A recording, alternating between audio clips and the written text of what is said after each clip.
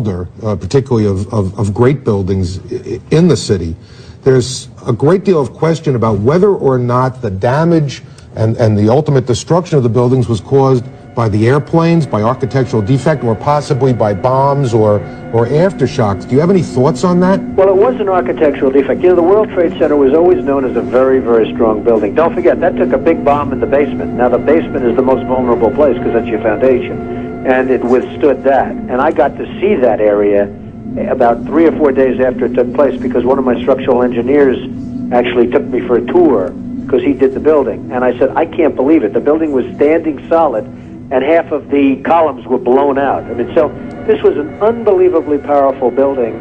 If you know anything about structure, it was one of the first buildings that was built from the outside. The steel, the reason the World Trade Center had such narrow windows is that in between all the windows, you had the steel on the outside. So you had the steel on the outside of the building. That's why when I first looked, and you had big, heavy I-beams, when I first looked at it, I couldn't believe it because there was a hole in the steel. And this is steel that was, you remember the width of the windows in the World Trade Center, folks. I think you know, if you were ever up there, they were quite narrow. And in between was this heavy steel.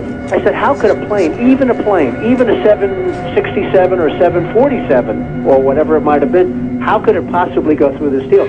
I happen to think that they had not only a plane, but they had bombs that exploded almost simultaneously, because I just can't imagine anything being able to go through that wall. Most buildings are built with the steel is on the inside around the elevator shaft.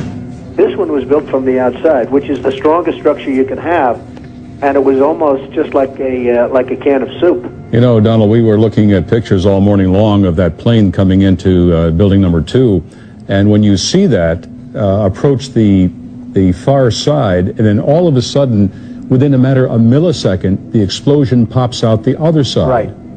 I just think that it was a plane with more than just fuel. I think, obviously, they were very big planes. They were going very rapidly because I was also watching where the plane seemed to be not only going fast, it seemed to be coming down into the building. So it was getting the speed from going downhill, so to speak.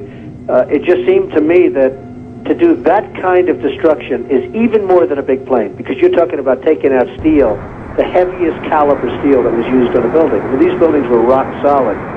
And, you know, it's just an amazing thing. This country is different today, and it's going to be different than it ever was for many years to come. Very profound statement and very true.